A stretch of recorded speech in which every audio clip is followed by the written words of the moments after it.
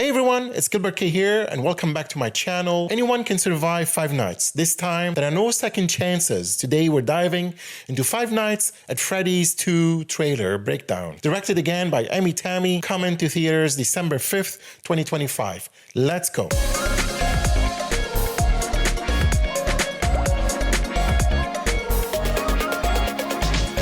First thing first, if you're new to my channel, don't forget to like, subscribe, and share. Also check other episodes. You can listen to this episode and others on any podcast platform. If you're new here, 5 Nights at Freddy's started as a horror video game series where you're stuck as a night guard at a creepy pizza place full of murder animatronics. Think Chuck E. Cheese if the rats got unionized and evil. The first movie made almost $300 million worldwide on a modest budget and became Blumhouse's highest grossing film ever. Now the sequel picks up 1 year later. Mike, played by Josh Hutcherson, is trying to live a normal life. Vanessa, played by Elizabeth Lail, is still dealing with the fact that her dad is literally the child murdering engineer behind the animatronics. And Abby, played by Piper Rubio, misses her friends at Freddy's, you know, the haunted robots. That's where this trailer starts. Are you going back to Freddy's? One of the first big story beats the trailer pushes. We see Abby is a more normal world and a kid asks something like, "Are you going back to Freddy's?" For non-gamers, this is huge because it tells us Freddy's isn't just a creepy abandoned building anymore. Freddy's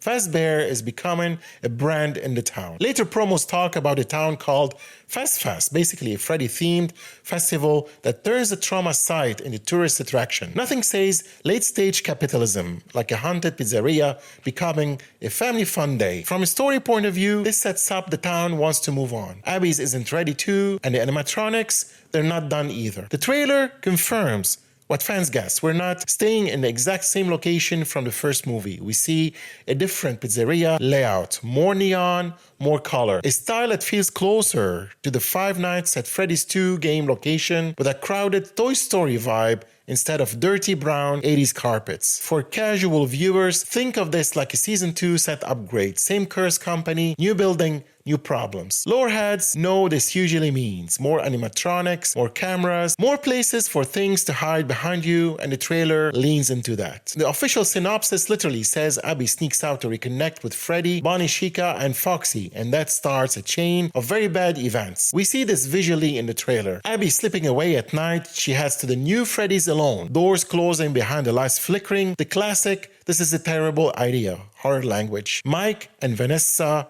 then realize Abby's gone. She didn't just run away, she went back to Freddy's. So the sequel flips to the first movie. If movie 1, Mike goes to Freddy's to protect Abby, in movie 2, Abby goes to Freddy's and Mike has to chase after her. That's such a clean emotional hook. It's not a random horror, it's a family drama with possessed robots. Let's talk Toy Freddy, Chica, Bonnie, because the trailer is basically character revealed for them. From the footage and casting news, Toy Freddy voiced by Ken Jeff, a legend in the 5 Nights at Freddy's game series. Toy Chica is voiced by Megan Fox. Yes, that Megan Fox, which is wild and also absolutely makes sense for this glam horror vibe. Toy Bonnie is voiced by Matthew Patrick, the YouTuber who cameoed as a waiter in the first movie and literally built his career on 5 Nights at Freddy's theory video. Now he's one of the animatronics that's the most full circle internet moment ever. The trailer shows bright plasticky version of Freddy, Chica, and Bonnie. They look more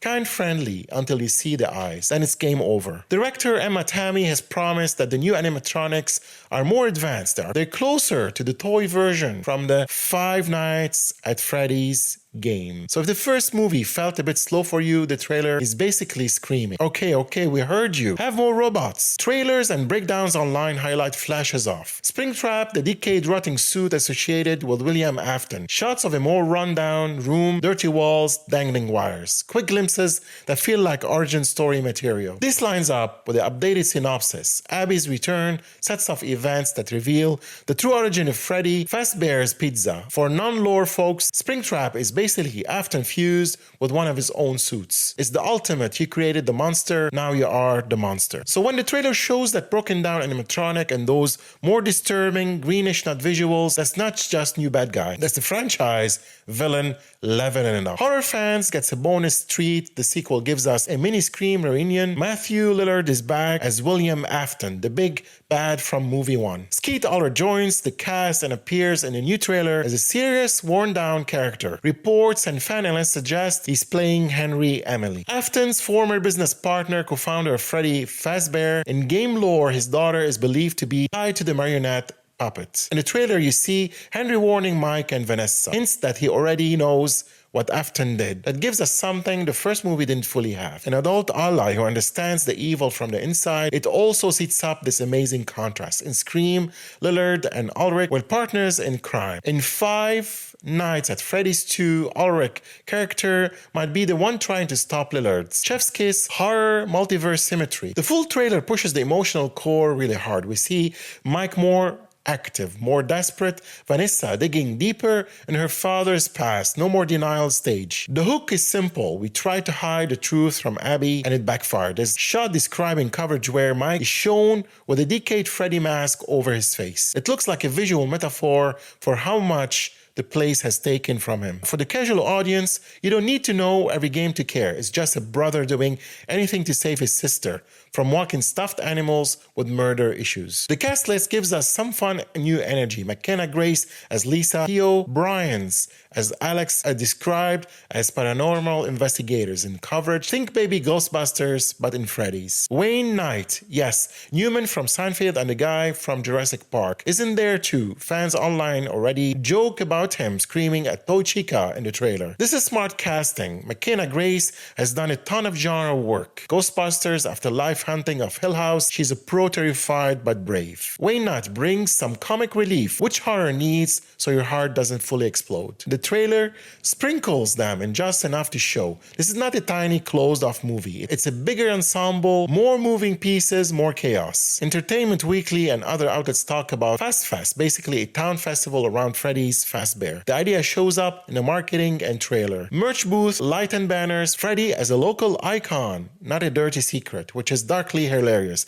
Imagine your town turning that one creepy restaurant with all unsolved disappearances into a fan convention with balloons. But story-wise, it's genius. It gives the animatronics bigger playground. It shows how far denial is gone. And it sets up the fall. When everything goes wrong at a fun event, the horror hits harder. Who's this movie for? The trailer makes it clear the sequel is trying to balance hardcore Five Nights at Freddy's fans, toy animatronics with the Reds, deeper Afton lore, Henry, Emily, puppet teases, all that good stuff. The three big questions the trailer leaves us with. Let's end with the main theory fuel this trailer hands us. Can Abby still see the good side of animatronics? Is she connecting with the child spirits inside them? Or are they using her to finish what Afton started? What exactly did Afton do with Henry's family? If Skeet Ulrich is playing Henry Emily, how much of the game's backstory are they going to bring in? Are we seeing the origin of the puppet on screen? Does anyone actually make it out this time? Alright, that's my full Five Nights at Freddy's 2 trailer breakdown, from toxic pizzerias to toy animatronics with attitude. Now I want to hear from you. What was the scariest shot in the trailer for you? Are you team lore or team I just wanna jump scares and chaos? Most importantly, which animatronic would absolutely body you in real life?